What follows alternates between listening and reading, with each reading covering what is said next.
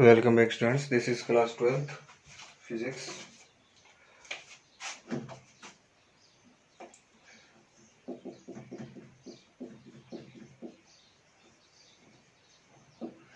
Students, today's our topic is total internal reflection. Internal reflection. Total internal reflection, shortcut में अपन इसको TIR। तो total internal reflection क्या होता है, इसके बारे में अपने को आज स्टडी करनी है और उसके बाद में अपन इसकी कुछ एक एप्लीकेशंस हैं उनके बारे में भी स्टूडेंट्स अपन है ना स्टडी उनके बारे में अपन स्टडी करेंगे। तो dear students, first of all अपन बात करते हैं total internal reflection. Total internal reflection कब होता है? जब आपकी जो लाइट है वो डेंसर मीडियम से रेयर मीडियम में जाती है, denser to rare, denser to rare medium. जब लाइट है ना डेंसर से रेयर मीडियम में जाती है तो लाइट का कुछ पार्ट है ना वो क्या हो जाता है, रिफ्लेक्ट हो जाता है। जैसे मान लो ये अपनी सपोज करो ये वाटर है and we know that water is more denser than air. Suppose that this is water. मान लो यहाँ से अपन बात करते हैं तो यहाँ पे एक रे जो है, अगर आपको पता है कि अगर कोई रे ऐसे पास हो रही है एकदम 90 डिग्री पर, तो ये 90 डिग्री से ही वापस क्या हो जाती है, पूरी निकल जाती है यहाँ से, पूरी कंप्लीटली पास हो जाएगी। ये वाटर है, ये आपकी एयर, ये आपका मतलब एक तरीके से रेयर मीडियम है, ये क्या है, डेंसर मीडियम है। अगर कोई रे सपोज करो अगर ऐसे 90 डिग्री पर यहाँ पे जो इंसिडेंट एंगल अगर 90 है तो ये रे कुछ भी पार्ट इसका ना रिफ्लेक्ट नहीं होता, पूरी रे जो है वो वापस इधर पास हो जाती है। तो ये होता है कब, जब आपकी जो इंसिडेंट रे, ठीक है, ये इंसिडेंट रे और ये पास होने के बाद वाली रे है, तो ये दोनों ये 90 डिग्री वगैरह इंसिडेंट होती है वो डायरेक्ट निकल जाती है, ये तो पता ही आप लोगों को। अच्छा, अगर हमें पता है कि अगर कोई रे मान लो कोई एंगल आई बनाते हुए निकलती है तो क्या होगा। जैसे मान लो ये सपोज करो नॉर्मल है और यहां से ये वाला जो एंगल है ये कितना है, आई है। तो डेंसर से रेयर मीडियम में जाते हैं तो आपका क्या होता है, रिफ्रैक्शन होता है। क्या होता है यहाँ पे, रिफ्रैक्शन होता है। रिफ्रैक्शन में जो रिफ्रैक्टेड रे है वो या तो नॉर्मल की तरफ मुड़ जाती है या नॉर्मल से अवे यानी दूर हट जाती है। तो डेंसर से रेयर में जाते हैं तो ये ऐसे हो जाएगी रे, तो यानी कि इस रे का ये रे ऐसे, इसको जाना चाहिए था इधर, लेकिन ये थोड़ी सी इधर चली जाती है इस तरीके से, ठीक है। इस रे को जाना चाहिए था इस साइड बट ये इस साइड चली जाती है, ये होता है रिफ्लेक्शन। ये वाला होता है एंगल आर, रिफ्लेक्टेड एंगल और इंसिडेंट एंगल। क्या होगा अगर मैं ये एंगल जैसे जैसे मैं एंगल बढ़ाता जाऊंगा, ये आर एंगल जो है वो भी क्या होता जाएगा, आपका इंक्रीज होता जाएगा। अगर ये आई इंक्रीज होगा तो आर क्या होता है, इंक्रीज होगा।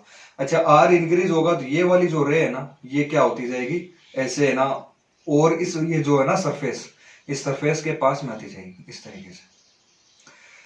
तो एक सिचुएशन ऐसी आती है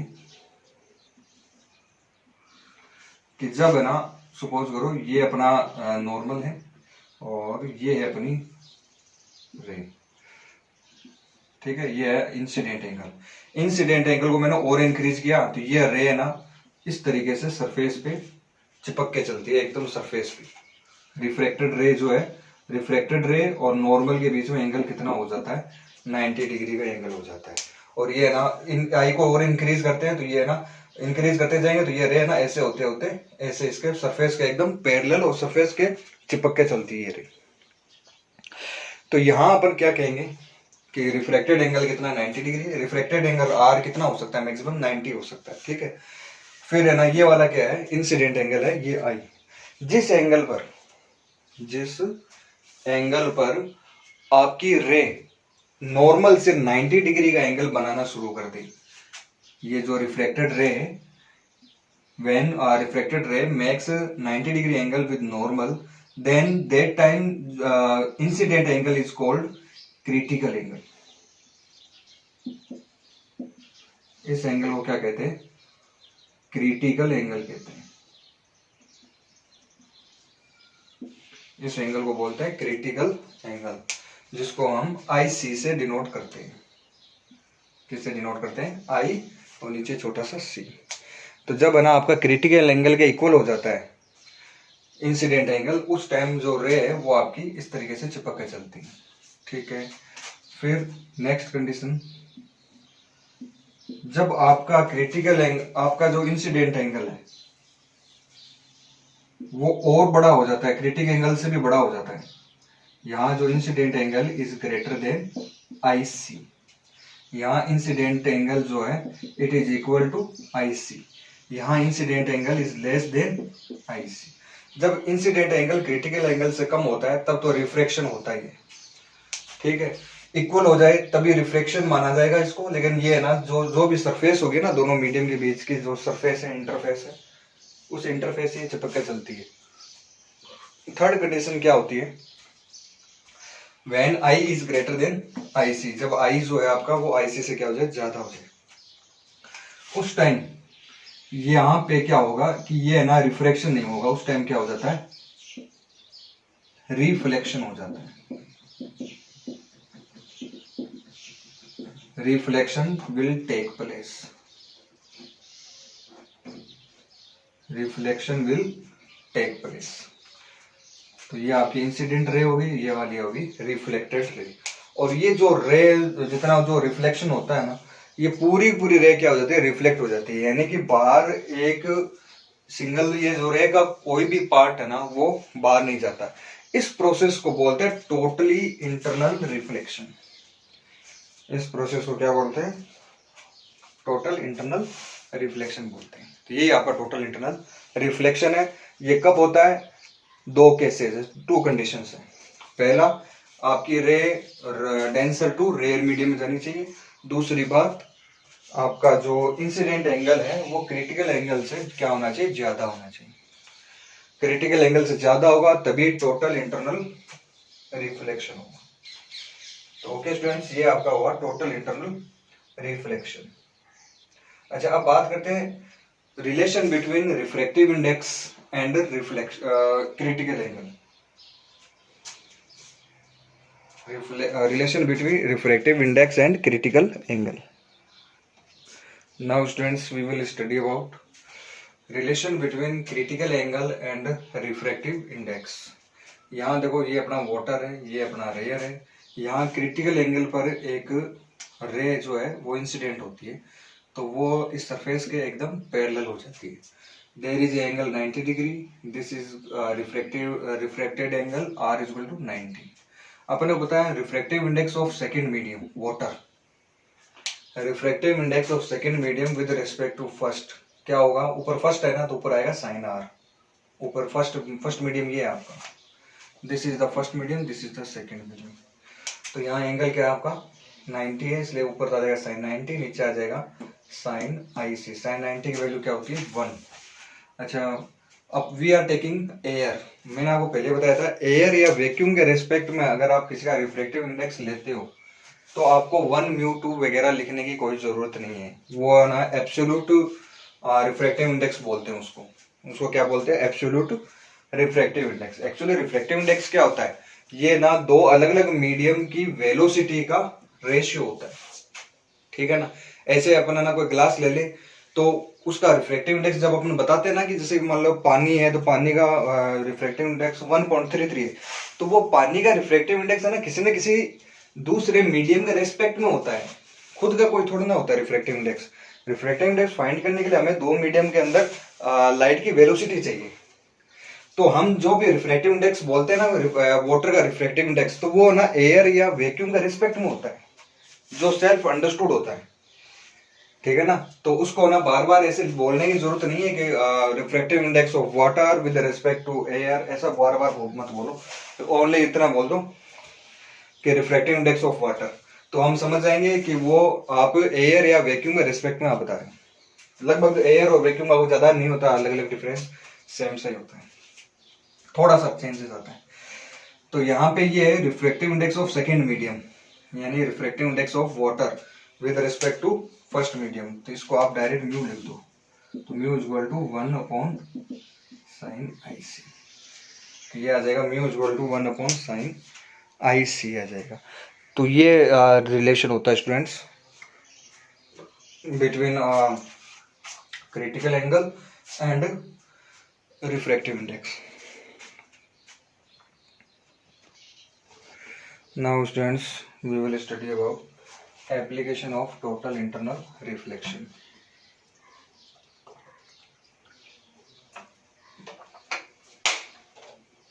तो स्टूडेंट्स फर्स्ट जो इसका कई तरीके के है अपने पास एप्लीकेशन। फर्स्ट है sparkling of diamond.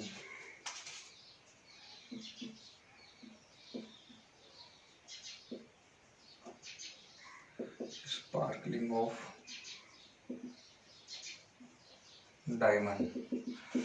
Students diamond चमकता है, तो वो क्यों? उसके पीछे एक रीजन ये होता है कि देखो डायमंड जो है वो एक डेंसर मीडियम, बहुत ज्यादा डेंसर मीडियम। डायमंड जो होता है वो क्या होता है, बहुत ज्यादा डेंसर मीडियम होता है। तो उसके अंदर क्या होता है कि उसकी जो फेसेस है ना डायमंड की, वो इस तरीके से कट कर देते हैं कि बाहर से जब लाइट अंदर जाएगी, डायमंड के अंदर जब लाइट चली जाएगी डायमंड के अंदर, तो डायमंड के अंदर लाइट जाने के बाद जब वो किसी दूसरी सरफेस से जब टकराती है, तो वहां पे क्या है कि जो एंगल है ना वो क्रिटिकल एंगल से क्या बनता है, ज्यादा बनता है। इस तरीके से अपन है ना उसकी जो डायमंड की शेप जो है उस तरीके से काट देते हैं ताकि ना जो एंगल इंसिडेंट एंगल है ना वो क्रिटिकल एंगल से क्या हो, ज्यादा हो। ठीक है, जैसे मान लो इस तरीके से कोई डायमंड है, और डायमंड के देखो बहुत सारी फेसेस होती है, उनको इस तरीके से कट करते हैं कि मान लो एक लाइन ऐसे यहां से आई, तो यहां जो एंगल ये बन रहा है, ये मान लो आपका नॉर्मल है, तो ये वाला जो एंगल होगा ये ना इसके क्रिटिकल एंगल से क्या बनता है, ज्यादा बनता है। जब है ना इंसिडेंट एंगल क्रिटिकल एंगल से ज्यादा होता है तो क्या होता है, टोटल इंटरनल रिफ्लेक्शन होता है। तो ये यहाँ से जो रे पास होगी ना वो यहाँ से नहीं गुजरेगी, वो क्या है अंदर ही यहाँ टकराएगी, यहाँ से यहाँ टकराएगी, यहाँ टकराएगी। केवल एक फेस ऐसी छोड़ी जाती है कि जहां पे सारी रेज का जो इंसिडेंट एंगल है ना वो क्रिटिकल एंगल से कम होता है, ताकि सारी रेज है ना, मतलब है ना एक फेस का मतलब ये है कि एक साइड की एक फेस, जैसे है ना चारों तरफ है ना कम से कम 6 to 7 फेसेस है ना ऐसी छोड़ी जाती है, ताकि जहां पे है ना इंसिडेंट एंगल क्रिटिकल एंगल से क्या हो, कम हो, ताकि रे है ना बाहर निकल जाए।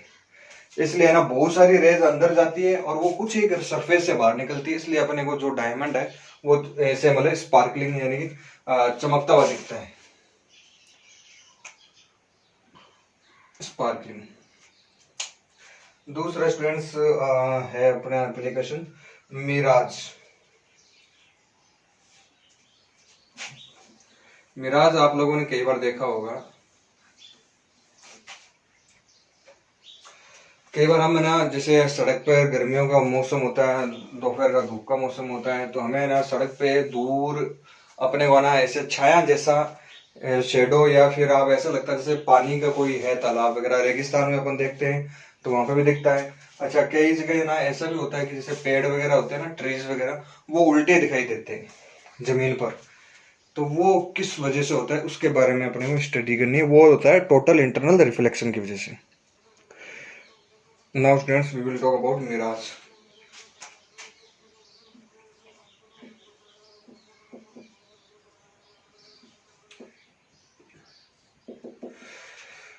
स्टूडेंट्स मिराज जो होते हैं उसमें क्या है कि अपन जैसे दूर से अपन है ना सड़क पे रोड पे अपन जब गर्मियों में बहुत ज्यादा मौसम होता है तो उस टाइम है ना सड़क पे अपन को पानी का पौंड जैसा ऐसे कुछ चीजें दिखाई देती है। तो उसका कारण ये होता है, देखो जैसे मान लो सपोज करो ये यहाँ कोई सपोज करो कोई ट्री है, गर्मियों के मौसम में क्या होता है कि जो रोड जो होती है अपनी वो बहुत ज्यादा हॉट हो जाती है, यानी बहुत ज्यादा गर्म हो जाती है। तो रोड के टच में आने वाली जो भी एयर होती है ना, जो रोड के टच में आती है नीचे वाली ये एयर बहुत ज्यादा गर्म हो जाती है। गर्म होने की वजह से इसकी जो डेंसिटी है वो क्या हो जाती है, कम हो जाती है। इसकी डेंसिटी क्या हो जाती है, कम हो जाती है। तो यहाँ पे क्या होता है कि रोड से कम 7-8 फीट तक की जो एयर है, इसकी डेंसिटी क्या होती है, कम होती है। 7-8 क्या, आप ये मान के चलो 25-30 फीट तक ये जो एयर होती है नीचे की, ये क्या होती है, रेयर, एक तरीके से रेयर मीडियम बन जाता है। ये कैसा मीडियम बन जाता है, रेयर मीडियम। और ऊपर वाला ये जो मीडियम होता है, ये कैसा होता है, डेंसर। ऊपर की ये वाली जो एयर है ये थोड़ी सी कोल्ड होती है, और नीचे की जो एयर है वो क्या होती है, थोड़ी सी हॉट होती है। हॉट होने की वजह से वो एक तरीके से रेयर मीडियम जैसा बिहेव करती है। अब होता ये कि यहाँ से जैसे मान लो ये ट्री है, ट्री के इतनी दूर की, जैसे मान लो डेंसर मीडियम है, रेयर मीडियम है, यहाँ डेंसर है, तो यहाँ से जो रे आएगी, मान लो सपोज करो ये नॉर्मल है, तो यहाँ से जब रे आती है, और अगर ये रे सपोज करो क्रिटिकल एंगल से ज्यादा है,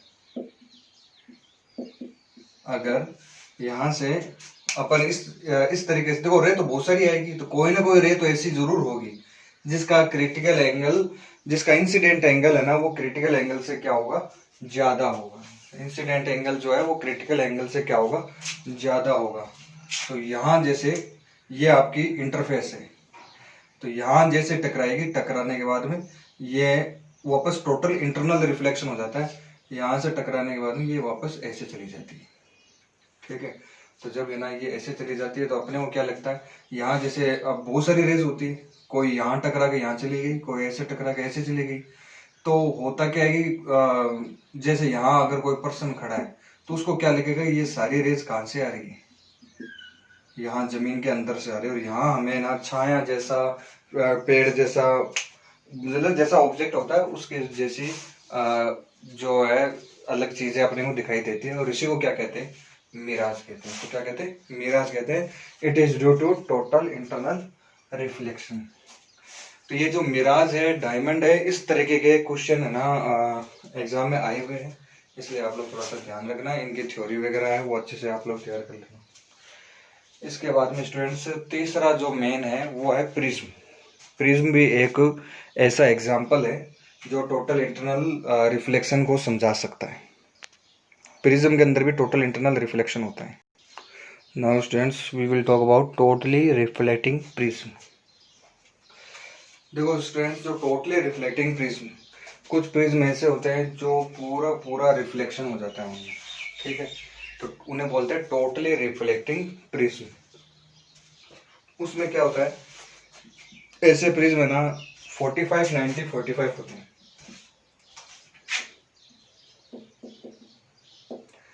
यानी कि 2 एंगल तो होंगे अपने 45 डिग्री के, बाकी का 1 एंगल क्या होता है उसमें 90 डिग्री का। जैसे प्रैक्टिकल वगैरह, लैब वगैरह में अपने पास मिलते हैं इस तरीके के प्रिज्म। तो सबसे पहला तरीका प्रिज्म है टू डेविएट रे थ्रू 90 डिग्री। एक ऐसा प्रिज्म टू डेविएट रे थ्रू 90 डिग्री।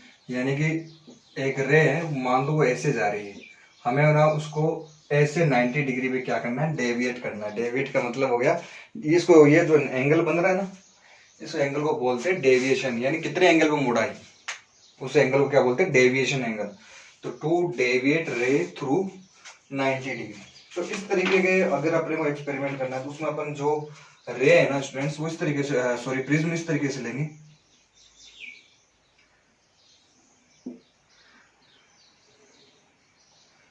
ये वाला जो एंगल है वो कितना होगा आपका 90 डिग्री, और ये क्या होगा आपका प्रिज्म होगा, ठीक है।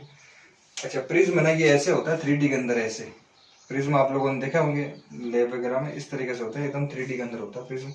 लेकिन है ना हम प्रिज्म पर जो रे डालेंगे ना, उसके मेथड में अपन है ना प्रिज्म को अलग अलग पार्ट्स में क्या कर देते हैं, डिवाइड कर देते हैं। अब मान लो इस प्रिज्म की अगर मैं बात करूं, तो यहाँ से अगर अपन को रे डालते हैं, तो ये जो एंगल है वो कितना है, obviously this is 90 degree angle. तो आपको मैंने बताया था 90 डिग्री का अगर एंगल होता है ना, तो वो ना उसका रिफ्रैक्शन या रिफ्लेक्शन वगैरह कुछ भी नहीं होता है, वो ना सीधी निकल जाती है रे। तो ये रे जो है, ये वाला एंगल है 45, ये कितना है 45 है, और ये ना सीधी आएगी और यहाँ टकराएगी। अब बात करते हैं कि जहां इंसिडेंट होती है वहां पे अपने को क्या बनाना है, एक नॉर्मल बनाना है इस तरीके से। ये एंगल कितना है 90 डिग्री, ये 45 है, ये वाला एंगल 90 डिग्री है, ये 90, ये 45 है, तो ये वाला ऑटोमेटिक क्या होगा 45 होगा। अच्छा ये वाला इधर भी क्या होगा 45 होगा, तो बचा हुआ ये एंगल क्या होगा 45। तो अगर आपसे मैं पूछूं यहाँ पे इंसिडेंट एंगल कितना है तो आप बताओगे 45। अब सबसे पहले मेरे को आप ये बता दो कि इंसिडेंट एंगल कौन सा होता है। यहाँ पे तो मेरे पास सारे एंगल 45 दिख रहे हैं, तो मैं कौन से इंसिडेंट एंगल की बात कर रहा हूँ। तो यहाँ देखो आप लोग, इंसिडेंट एंगल है ना वो एंगल होता है जो इंसिडेंट रे और नॉर्मल के बीच में होता है, यानी इस एंगल की बात कर रहा हूँ। I am talking about this, इस एंगल की बात हो रही है, समझ गए आप।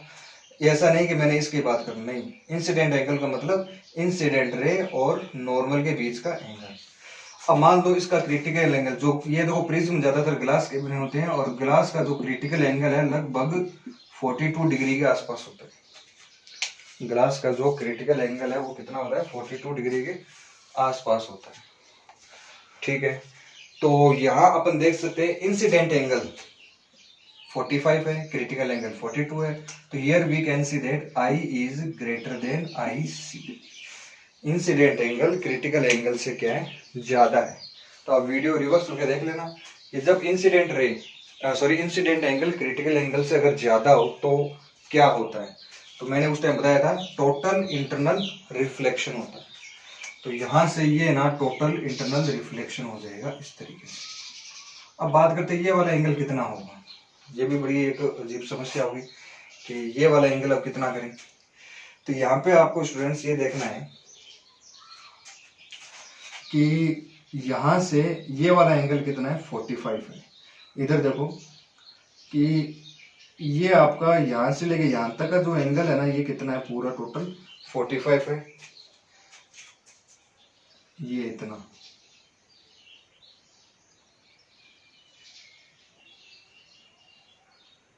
देखो ये तो पूरा 90 होता है कि यहाँ से लेकर यहाँ तक का ये एंगल कितना है 90 डिग्री है। अब बात करते हैं कि ये वाला एंगल कितना होगा, 90 होगा 60 होगा कितना होगा।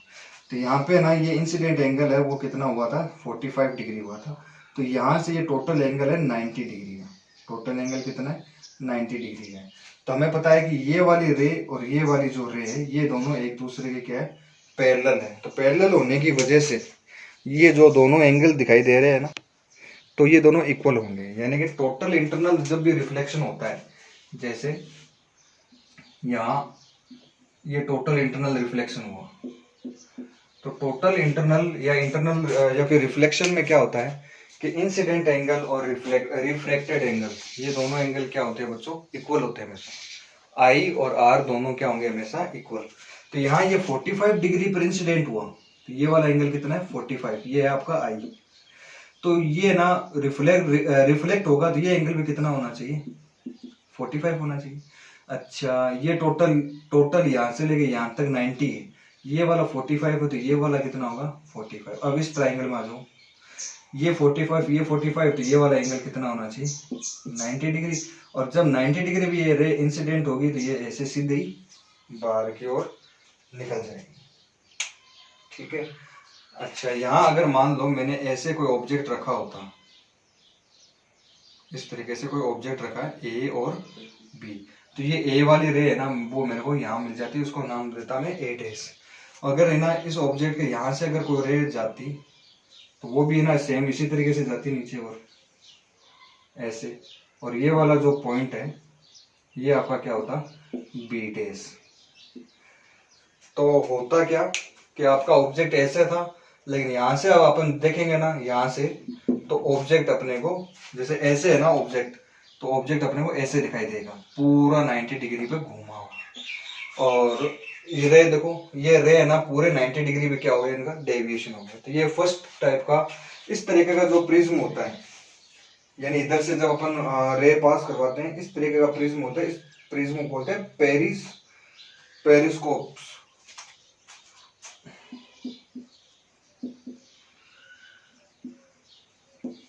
इस प्रिज्म को क्या बोलते हैं पेरिस्कोप्स। हालांकि प्रिज्म सारे एक जैसे ही है, लेकिन है ना अलग अलग रे एंटर करवाने पे उनको ना अलग अलग अपन बोल देते हैं। अगर इस तरीके से अगर अपन है ना एक्सपेरिमेंट करते हैं तो इस तरीके की जो प्रोसेस है इसमें, ये जो प्रिज्म अपन काम में ले रहे हैं, ऐसे प्रिज्म बोलते हैं पेरिस्कोप्स prism. Okay students, next 2 type की जो प्रिज्म है वो अपन नेक्स्ट वीडियो लेसन में पढ़ेंगे। Thank you, have a nice day.